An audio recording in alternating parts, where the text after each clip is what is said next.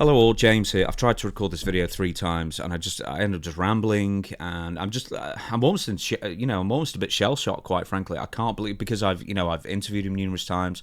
I've been in his company, just me and him, just sat in a room for ages, just chatting to each other for ages. At Philadelphia WrestleCon last year, where we talked anything but wrestling. At the time, he was thinking about getting back into the ring, getting into shape. Had a big protein drink next to him. Yeah, and just seemed to be like really into the clean living, trying to loosen up more, do more stretching and do more weights, and just basically just do it one more time, because I think he just had the itch to do it. He was 59 at the time. Sabu passed away at the age of 60. This news has just come out just over an hour ago as I record this, but once again, I started recording this. It was earlier than an hour when I heard it. My editor Chris just texted me, and I was already at the desk on a Sunday of all things, just tying up a couple of loose ends. And yeah, this one's really, really taken me aback. I said on the first attempt of recording this video, this is the first video I've ever done where I actually just sat there and took a deep breath first before you sort of said it out loud, which is, anyway, Sabu, I guess a personal story. I've interviewed him 3 times.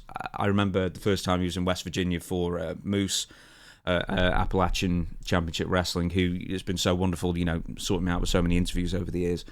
And it was a weirdly special moment for him as well as me, I guess, in retrospect, because I was interviewing him and he just sort of slipped out and said, "I'm done with wrestling, I'm not going to wrestle anymore." And I missed it the first time he said it on this interview. It was like 10 minutes in or something.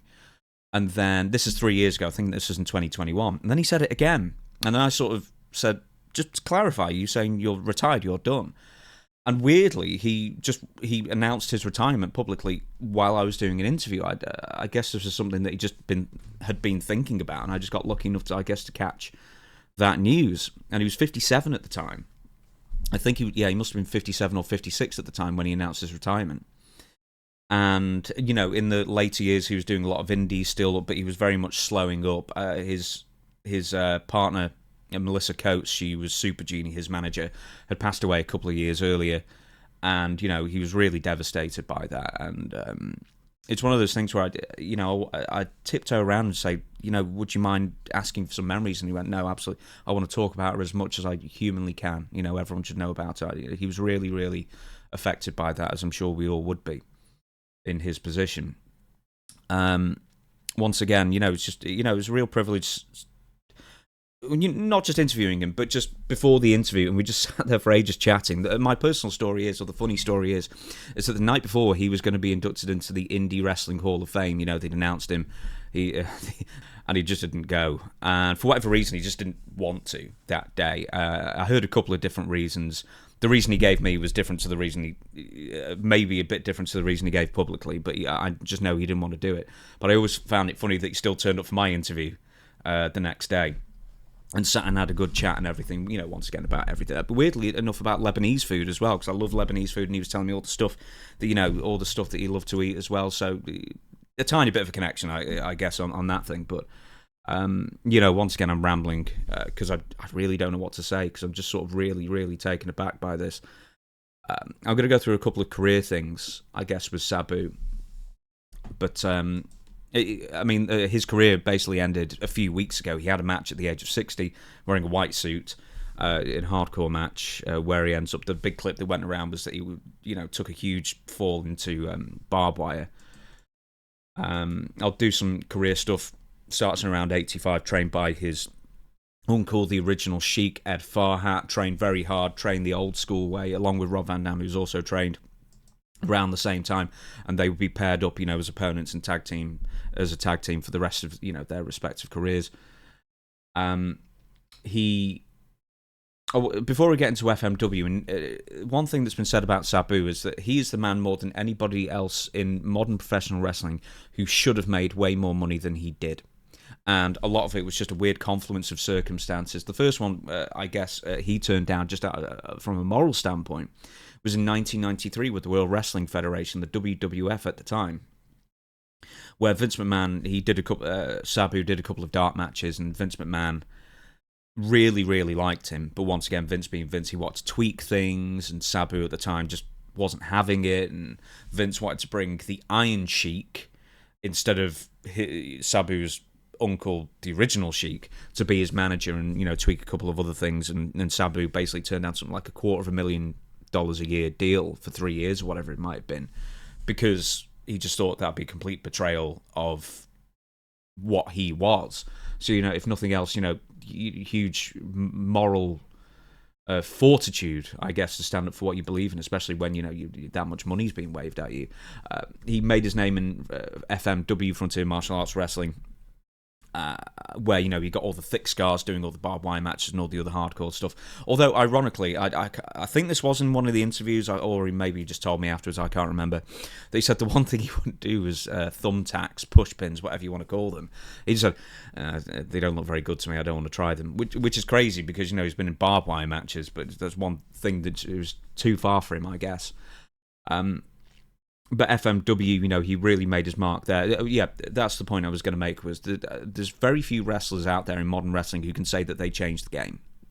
Sabu brought tables to America. I think everyone credits him with that. But just his, apart from the character work and, the dedication to being Sabu, in public and sort of keeping the character alive and as real as he could do, is just his style, the high-flying style, the aggressive style. He was maybe one of the last wrestlers who wrestled everywhere. I don't know if he wrestled in Mexico, but he was a real world traveler. You could do a lot of ground-based stuff as well, which he didn't show that much of, or people don't think of him as like a ground or a mat-based wrestler. But he could do a lot of stuff. He was very talented in various different styles, and he could work with basically anyone. Another thing I remember him saying to me was, hey, the people I love wrestling the most are the big guys. Give me the big guys. Let's have a big guy versus a small guy, because that story's so easy to tell. And I always like it when wrestlers say who their favourite guys to work is, instead of, fans saying, I'd love to see him versus him. The thought process of wrestlers and who they think they can tell a story with the easiest or the best or whatever. Of course, he's, going to be mostly associated with ECW. He went to Eastern Championship Wrestling. I think he was managed by Paul Heyman really early on. And, he was doing the Hannibal Lecter thing with the mask, and he was on, like, this trolley that they'd wheel in, and, he'd be, a wild man running out. I think I seem to remember, I had like it on a tape as a kid, where he did a moonsault from the ring to the outside, and he caught his sternum right on the guardrail. And you could just hear it go, ugh, like that, and it's like, God, he's crazy.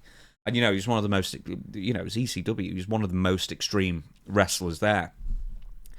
Once again, I'm not going to go through his entire career, because this isn't what the video is about. It's just basically a rest in peace and a tribute for whatever it's worth from me to, give on a video like this. But, from TNA, WWE, etc., etc. But, off screen, unusually shy is the first thing I'd say about Sabu, or forget Sabu, Terry Brunk, which is his real name. Really shy. He's never come. Even when he went to ECW, the WWE version, he never wanted to do the promos, and then he eventually fell afoul of Vince McMahon, who loved him because he didn't want to change, he didn't want to do the promos. But it's like, it's one thing he could never change, and he never wanted to do it and that kind of thing. But, even in real life, very, very shy. But, getting relaxed and just chatting. He's very chatty, very funny guy, very nice fella, a very nice fella, which I think, for people who see him on TV, as Wildman Sabu would be actually really surprised to know about him, I guess, because it's so hard sometimes to split the person away from the character, because he did the character so well for so many years. One more thing I wanted to mention was when I said, he should have earned more money. Another example was when WCW signed him for a brief amount of time. He should have signed, because I think he was on like a per match appearance or per match deal. And, he should have been given a huge contract, and for whatever reason, I can't remember the story, he wasn't. And it's once again, same with, with ECW, he worked so hard for them, and then once again, Paul Heyman owed him money at the end of it, all that kind of thing. That was something he was still not comfortable talking with, even into, well into his 50s, because it's one of those things where I think he was torn between basically the dude messing him out of money or not paying him what he promised, and the loyalty of, giving him a platform, that kind of thing, which so many people from ECW have to deal with, I guess, in that sense. But once again, I'm not going to go through the career. I'll just end it with this. Rest in peace, Sabu. Terry Brunk, he died at the age of 60. No cause of death has been announced yet. I'm sure that will come out in the coming days. So yeah, it's just one that really saddens me, and I just want to make mention of it. And thank you for Sabu personally for the great interviews and spending a bit of time with him. It was a real pleasure.